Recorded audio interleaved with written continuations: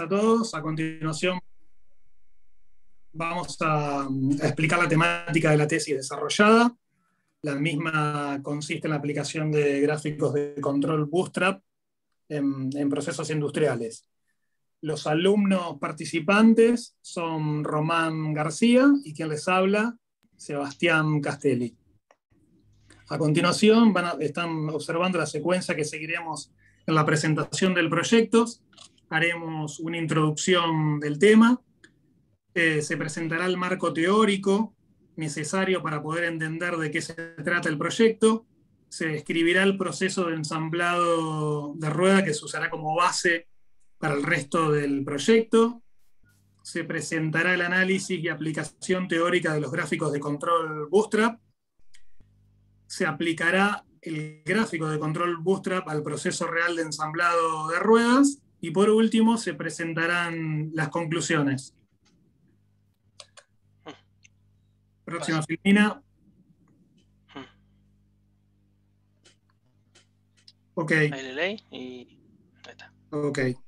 Entonces vamos a comenzar con una descripción del problema que abordamos y nos planteamos como equipo con Román.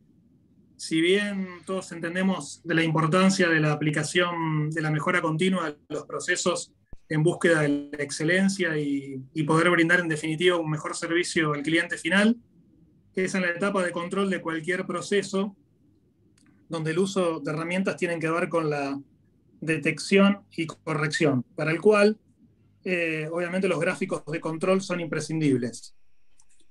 A pesar de su fácil uso, análisis y construcción, los mismos están basados en supuestos paramétricos y de manera de modelar el comportamiento de un proceso, ¿no? Lo cual constituye una limitación, porque en caso de no cumplirse dichas precondiciones, la validez del método quedará afectada, así también como las conclusiones y todo el proceso de decisión que conlleva el mismo. Justamente esta es parte de la motivación que nos llevó a desarrollar la investigación científica de la tesis, ya que en la práctica se toman decisiones bajo ciertos supuestos que rara vez son verificados, con lo cual, cuando dichas hipótesis son violadas, nos llevarán a una descripción errónea del proceso, generando falsas alarmas. Pasamos a la próxima diapositiva. Con lo cual, definido la descripción del problema, nos enfocaremos en la formulación del mismo.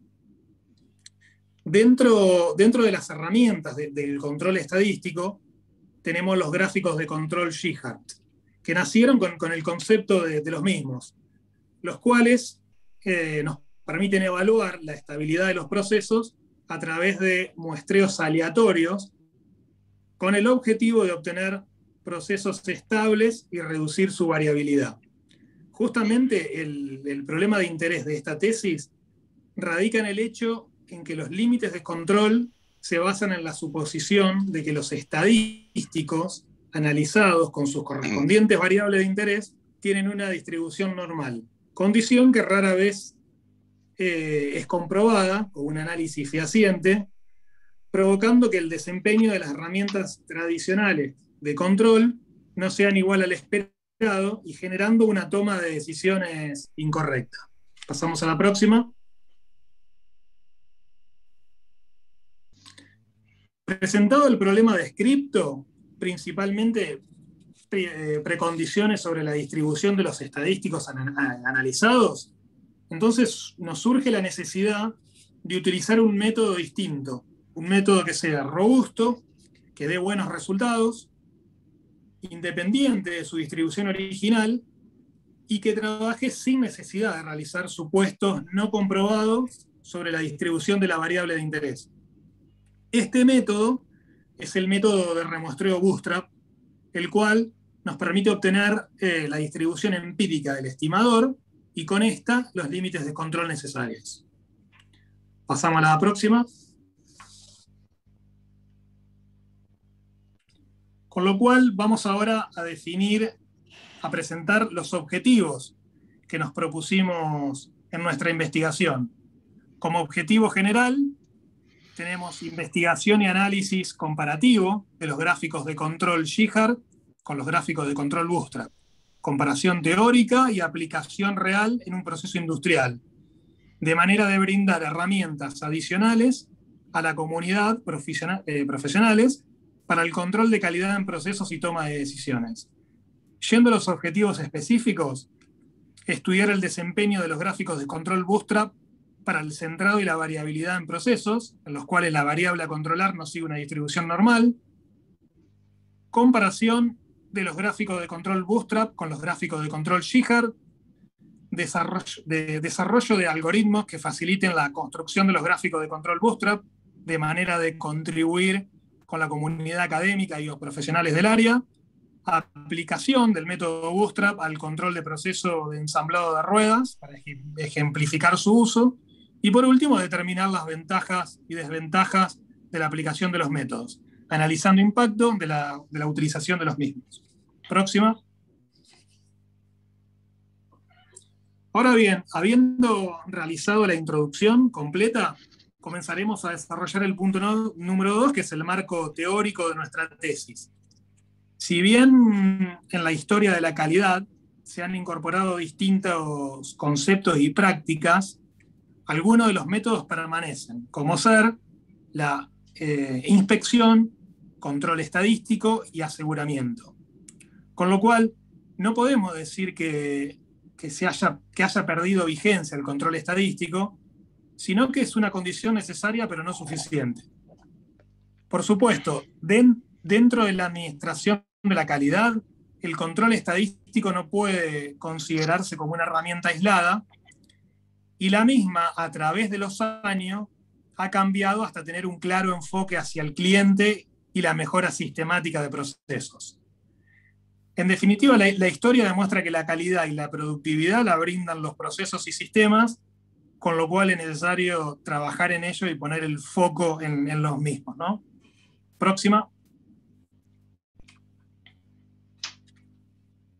Ahora bien, cuando hablamos de control estadístico de procesos, el cual es parte fundamental del control estadístico de la calidad, el mismo abarca distintas herramientas como ser diagramas de Pareto, histogramas, gráficos de control, etc. Ahora bien, la estadística tiene un papel preponderante en el control de calidad, ya que se necesitan definir distintos tipos de variables que describen los procesos, estudiar su variabilidad, buscar motivos de cambio. Por supuesto, en todo proceso ocurren variaciones, las cuales pueden ser debido a causas comunes, inherentes al proceso, o a causas especiales debido a situaciones particulares. Si pensamos en términos de garantizar procesos estables como objetivo, existen herramientas como los gráficos de control, que además de medir el desempeño real del proceso, nos permiten analizar a través de inferencia estadística las diferencias observadas entre este desempeño y el objetivo. Obviamente con información de muestras tomadas a través del tiempo. Próxima, Román. Entonces, habiendo mencionado la inferencia estadística, obviamente sabemos que el control estadístico de la calidad se usa, en el control estadístico de la calidad se usa la distribución de probabilidad para describir o modelar alguna característica de calidad de un proceso o producto. Con lo cual, nos interesa hacer inferencias acerca de los parámetros de las distribuciones de probabilidad. En el caso particular de la presente tesis, trabajaremos y realizaremos inferencia estadística utilizando las pruebas de hipótesis, ya que los gráficos de control se basan en pruebas de hipótesis. Además, en nuestra tesis nos vamos a enfocar en la aplicación del método Bootstrap para distribuciones continuas, por lo que se hará más énfasis en este tipo de distribución, y el muestreo que realizamos y contemplamos es el muestreo aleatorio simple. Próxima, Román. Ahora bien, cuando hablamos de la importancia de los gráficos de control, justamente a través de los mismos podemos monitorear características de calidad de un proceso o servicio. Un proceso está bajo control cuando se encuentra libre de causas especiales. De esta manera, se puede mejorar el control mediante la estabilización y reducción de la variabilidad del proceso.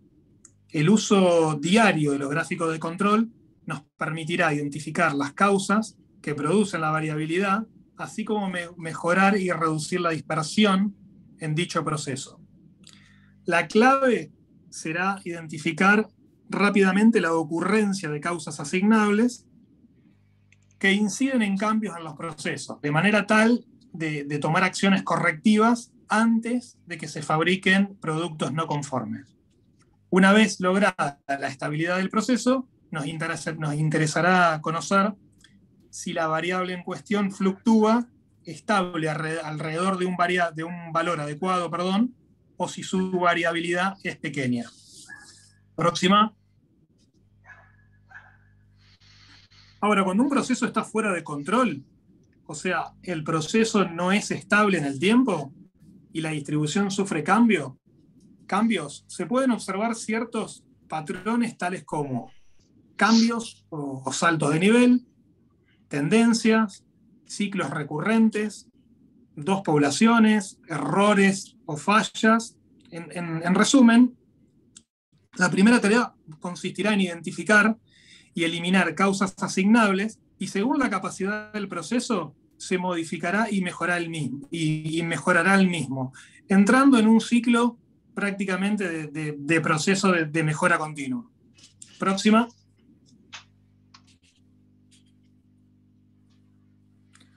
Ahora bien, yendo a la definición específica de gráfico de control, es en concreto un esquema en el que se hace corresponder un punto a cada uno de los valores de un estadístico calculado de muestras sucesivas, ¿no? Pero en general del mismo tamaño, tomadas durante la producción. El gráfico contiene una línea central que representa el valor promedio de la característica de calidad y dos líneas horizontales denominadas límite de control superior y límite de control inferior. Mientras los puntos caigan dentro de los límites de control, se asume que el proceso está en control y no es necesaria ninguna acción correctiva.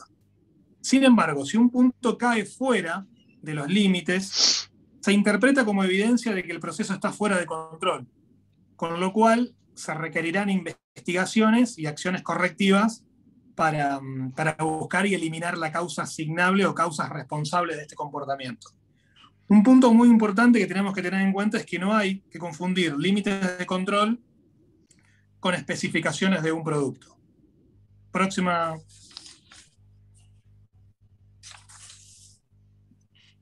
Ahora bien, para determinar la aseveración realizada sobre una población basándonos en evidencia muestral, una herramienta útil son las pruebas de hipótesis, la cual, dependiendo del tipo de variable que se quiere controlar, pueden ser variables cuantitativas o cualitativas, para los cuales surgieron cartas de control por variable o cartas de control por atributos.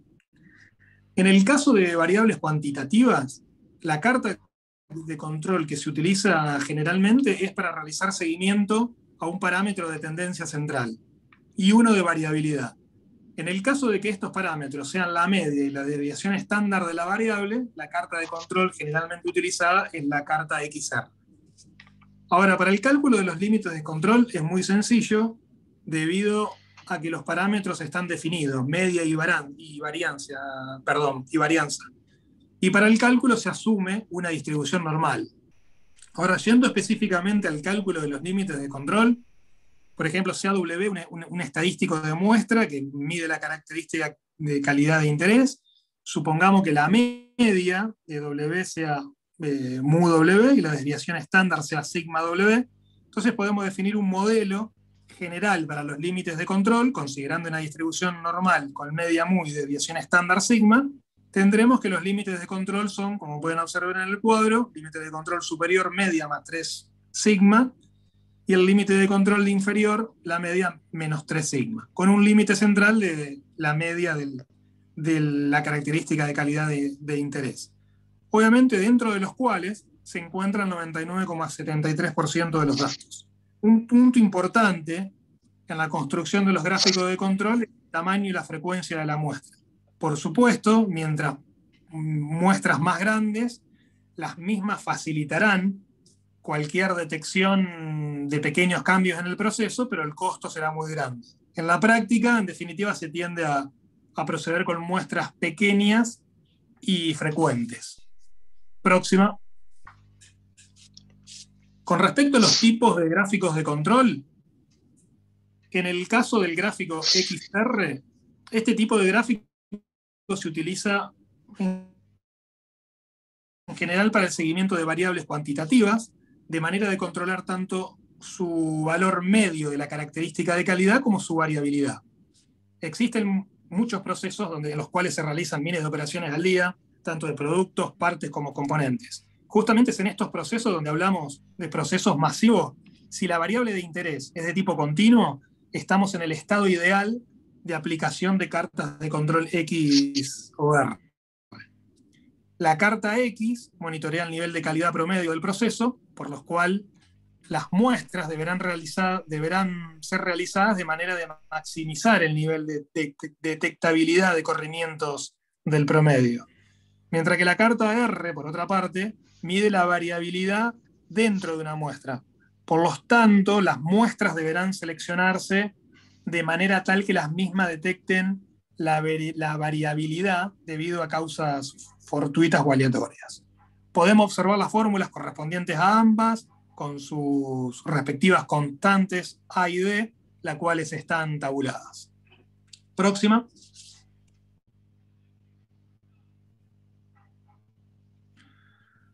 Ok, ahora pasaremos a explicar el entorno del proceso en el cual hemos aplicado la tesis.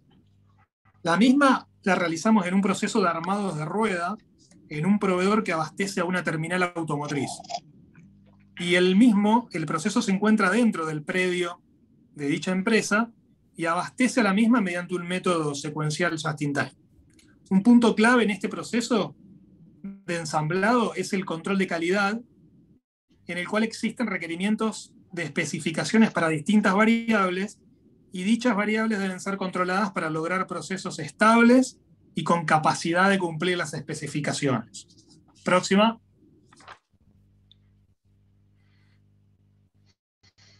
El proceso de producción contempla las siguientes etapas que se describen a continuación como principales procesos en la línea de montaje de ruedas. No hace falta que entremos en detalle, pero un punto de extremo cuidado en el proceso de armado de ruedas tiene que ver con el cumplimiento de las especificaciones del producto y el control de ciertas variables definidas de manera de cumplir con las expectativas del cliente final. Podemos observar los principales procesos, así como también el flujograma completo del mismo. Ahora, entre las características de calidad a controlar, se destaca una en cuanto al impacto que tiene en la calidad del producto, como así también en el impacto que puede ocasionar a la terminal automotriz al despachar un vehículo hacia un cliente. Esta característica que definimos es la característica, se denomina RFB, de Radial Force Variation, por sus siglas en inglés, la cual forma parte de un conjunto de variables referidas a la uniformidad de la rueda. Dichos valores son parámetros de confort en el manejo de un vehículo. Bueno, a continuación voy a dar paso a Román para que continúe con la exposición y la siguiente etapa. Bueno, una vez explicadas las bases del proyecto, ahora vamos a empezar a explicar lo que es el método Bootstrap. El método Bootstrap es un método no paramétrico que utiliza remuestreo con reemplazo de la muestra original para poder estimar errores estándares. Y luego pudiendo extenderse su uso a intervalos de confianza, prueba de hipótesis, etc. En su forma más básica, el método Bootstrap consiste en analizar una muestra de una población para poder obtener la distribución empírica de esta población. Luego, usando esta distribución empírica como una base, se crean B muestras bootstrap, B larga, B muestras bootstrap de tamaño n, que es el mismo tamaño de la muestra original, y se evalúa para cada una de esas muestras el parámetro de interés, y luego se puede calcular el error estándar usando esas mediciones, esos valores, se va a poder calcular el error estándar y creando así una estimación del error estándar. Perdón. La aplicación de la técnica requiere la generación de una gran cantidad de muestras Bootstrap, y esto hace que gran parte del esfuerzo del método lo haga la computadora, lo que libera concentración del usuario. Y para poder explicar para poder explicar bien el algoritmo final que vamos a usar en el proyecto, el que vamos a comparar con el método Shulhar, y por qué lo elegimos ese, primero vamos a mostrar el algoritmo que lo precedió. ¿Y por qué? Y va a quedar claro al analizarlo, este algoritmo precursor, por qué se eligió el que vamos a usar y por qué este da uno de los mejores estimadores que se pueden obtener. El primer método, que es es uno de los más obvios al analizar las muestras Bootstrap, es el método de percentil. En este método, para poder construir el intervalo de confianza, lo que se hace es ordenar los estimados Bootstrap, que se habían calculado antes, de menor a mayor, los estimados, las replicaciones Bootstrap de menor a mayor, y se elige como extremos del intervalo de confianza aquellos percentiles correspondientes al nivel de confianza elegido. Y mientras que este método es fácil de realizar y de comprender, incluso provee ciertas estimaciones precisas en casos particulares, tiene ciertos defectos que lo hacen que no nos sirva para nuestros objetivos y nos lleva a usar otros algoritmos. Estos dos defectos son: el primer defecto que tiene este método, el de percentiles, es que es extremadamente sensible a la simetría y al sesgo, y esto reduce su aplicabilidad en casos no paramétricos. Y el segundo defecto es que posee una precisión de primer nivel, y esto genera la necesidad de tamaño de muestra más grande. Esto se va a profundizar cuando se aplique el siguiente método. Y debido a estos dos defectos, se va a buscar una mejor alternativa. Y el objetivo que esta alternativa tiene que cumplir son dos. Primero, esta alternativa deberá dar una respuesta similar a los intervalos de confianza exactos en las situaciones especiales en las que la teoría estadística dé una respuesta exacta, como por ejemplo el método Shulhar, que en la distribución normal da intervalos exactos, y deberá dar una cobertura suficientemente precisa en el resto de las situaciones, cosa que no cumple el método percentiles por su sensibilidad al sesgo y a la asimetría. Para poder lograr estos objetivos, se va a utilizar y se va a explicar una mejora del método de percentiles llamado método BCA, Bias Corrected and Accelerated. Y aunque este método sea más difícil de comprender y de explicar, requiere casi el mismo esfuerzo computacional, por lo que la computadora no va a tener ningún problema para poder calcularlo. En este método, los extremos del intervalo también se toman de percentiles de las replicaciones Bootstrap, pero estos percentiles son diferentes de lo que se eligieron en el método de percentiles.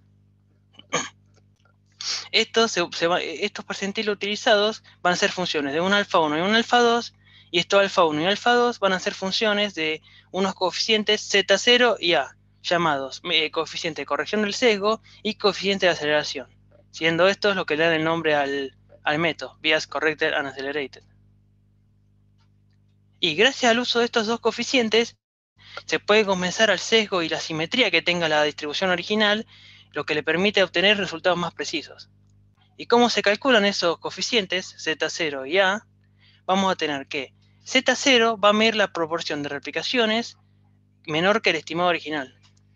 Por ejemplo, si hay 40% de las replicaciones son menor que el estimado de la media original, va a ser el 0,4, por ejemplo. Y mientras que existen varias formas de calcular el coeficiente de aceleración, una forma es utilizando el método Jackknife. Que el método Jackknife es un método de remuestreo precursor del método Bootstrap, usando esta ecuación. Y una cosa para aclarar es que mientras que estas dos ecuaciones son difíciles de comprender y calcular para un ser humano, la computadora no tiene ningún problema para poder calcularlas. Y esto hace que se puedan obtener fácilmente mediante algoritmos estos valores, generando el intervalo de confianza sin dificultad. Y se puede demostrar que el método BCA tiene dos ventajas. La primera ventaja es que por sus ajustes por sesgo y aceleración se lo puede aplicar en más casos que en el método percentiles, y esto le da una mayor aplicabilidad a casos no paramétricos en comparación con otros métodos. Es más, se permite aplicar en casos más generales. Y el segundo, que es el más importante, es que este método tiene una precisión de segundo nivel en comparación con el método Shewhart y de percentiles, que tiene una precisión de primer nivel. ¿Y qué significa una precisión de primer nivel? ¿Y qué significa una precisión de primer nivel? Vamos a tener que, cuando nosotros hacemos un intervalo de confianza real, va a haber una probabilidad alfa de que el valor, de que los valores estén por debajo, por encima de los límites.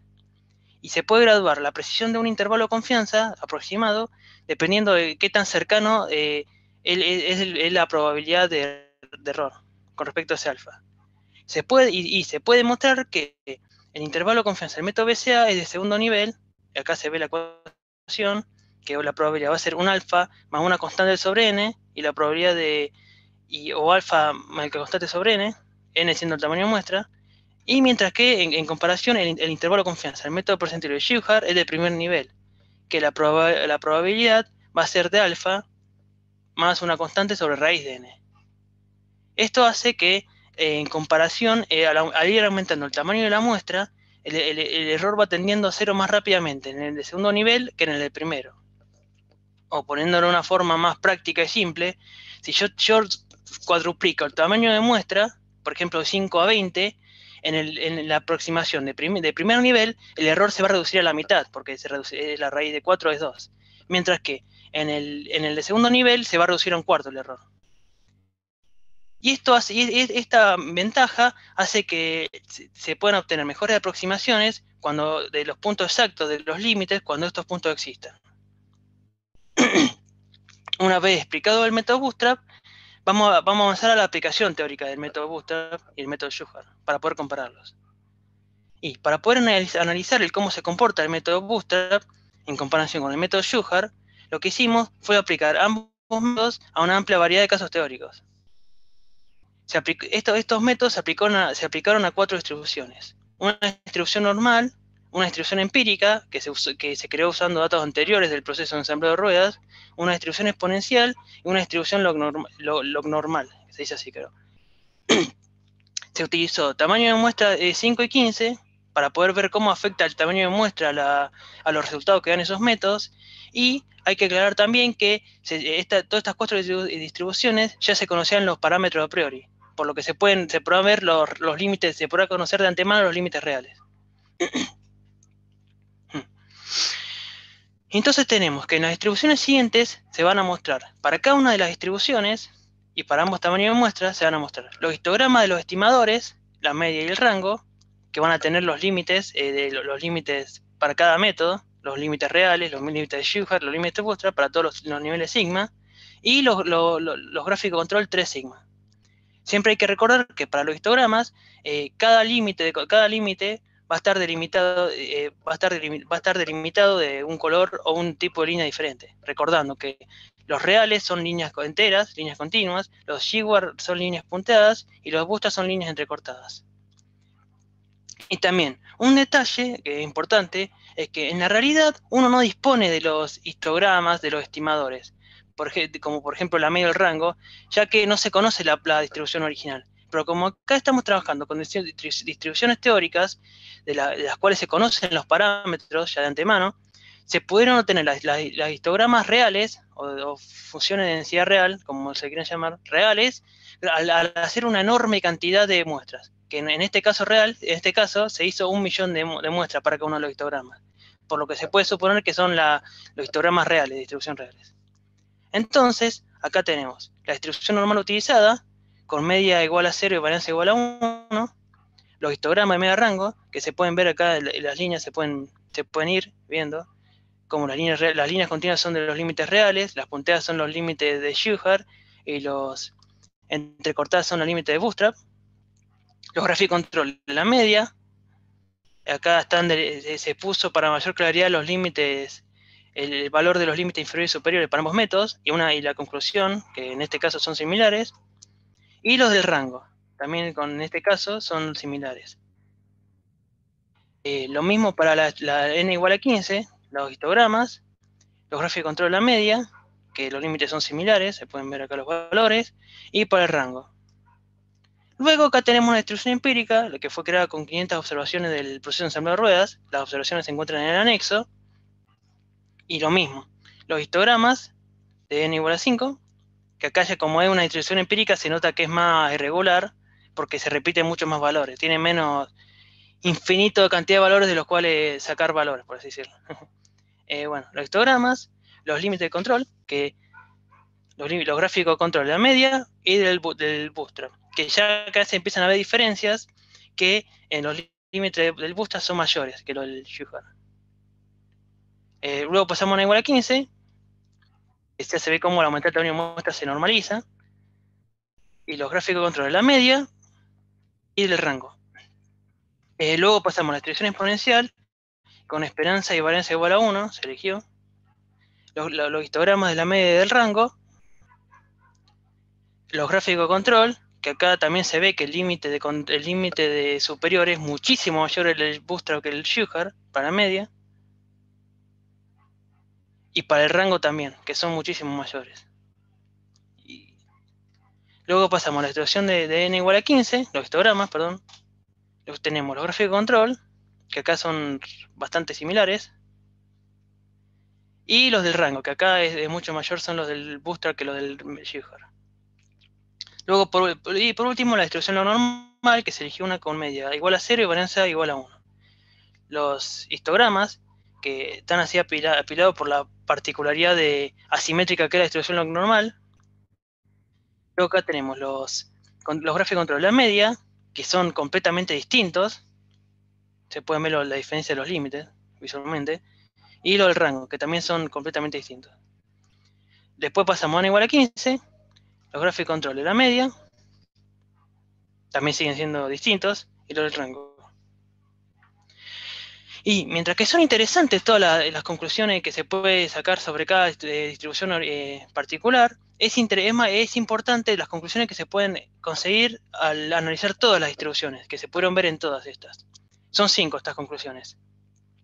La primera es que el método Shuhar no proporciona límites inferiores para el rango en las muestras pequeñas, y esto hace incapaz de detectar disminuciones grandes de la magnitud de la variación.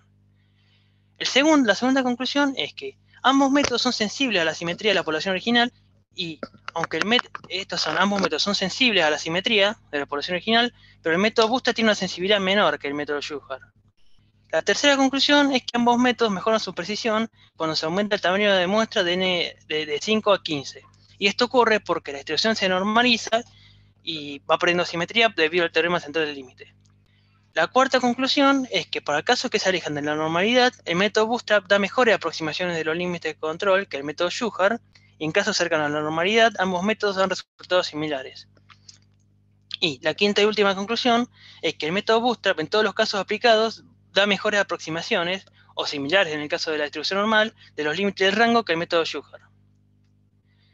Bueno, una vez analizado los casos teóricos, ahora pasamos a aplicarlo en el caso real, para ver si se pueden transferir esas conclusiones a la realidad.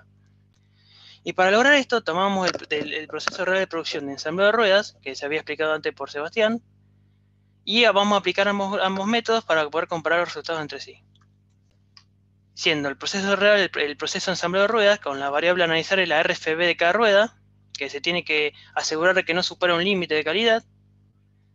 Y las medidas de interés van a ser la media y el rango de esta variable. Se van a medir 250 ruedas en 50 muestras de 5 ruedas cada una, estando estas mediciones en el anexo. Y para poder crear esos gráficos de control se va a usar el software RStudio, y cuyo uso va a estar sustentado por la teoría ya explicada. Se va a usar esa teoría para poder crear esos gráficos. Y el nivel de confianza va a ser 3 sigma, 99,73. Bueno, usando el RStudio, pudimos crear los gráficos de control para la media de ambos métodos, que acá se puede ver visualmente que tenemos un punto rojo, que esto es la muestra número 18, porque esta se encuentra encima del límite superior Y después tenemos los gráficos de control de rango, que se puede ver que en la muestra 50 está pintada roja porque esta se encuentra en el gráfico de control Bootstrap. Este punto se encuentra debajo del límite inferior del rango. Y analizar ambos gráficos de control tanto para la media como el rango de ambos métodos, se notan ciertas diferencias con respecto a los métodos. La primera es que el método Shubhart concluye que el proceso es inestable debido a que una muestra posee una media superior al límite de control superior. Y la segunda es que el método Bootstrap concluye que el proceso es inestable debido a que una muestra tiene un rango menor al límite de control inferior. Ambos llegan a la misma conclusión, pero por diferentes razones, que esto es lo importante. Pues, mientras que el método Shubhart detectó una media fuera de control de los límites, porque tiene un límite de control más estricto que el método Bootstrap, el método Bootstrap pudo detectar la inestabilidad porque tiene un límite inferior del rango distinto de 0. Que acá se puede ver visualmente que es 0 el límite, mientras que acá es distinto de 0. Y eso por esa razón lo puedo detectar.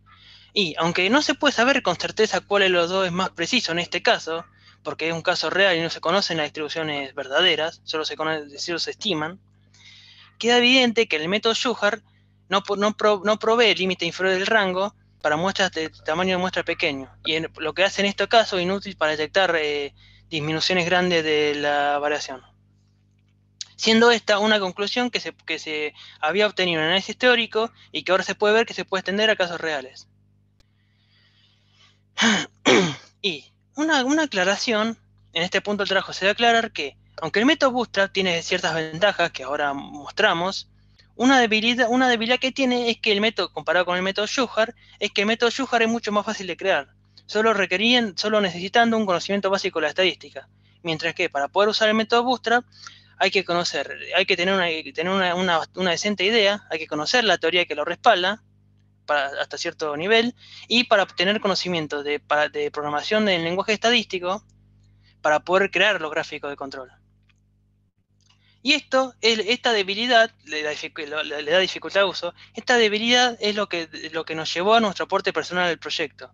Pues para poder facilitar el uso de este método, se creó un algoritmo que, con simplemente ejecutarse, va a generar los gráficos de control de las observaciones que se provee el usuario, y va a también proveer las conclusiones del análisis estadístico con respecto a la estabilidad del proceso, que puede ser estable o no, dependiendo del proceso que se está analizando. Este algoritmo va a usar como base el RStudio, que este es un programa que trabaja con el lenguaje de programación R para análisis y comparación estadística, pero que agrega una interfaz más amigable para el usuario. Y se creó todo este algoritmo con la intención de que sea fácil de usar por el usuario. Y los pasos lo reflejan, que son simples. Al ejecutar el algoritmo, el usuario el programa le va a pedir que elija el método a utilizar para crear los gráficos de control, Bootstrap o Shubhart. Tiene ambas opciones. Luego le va a pedir que elija el Excel que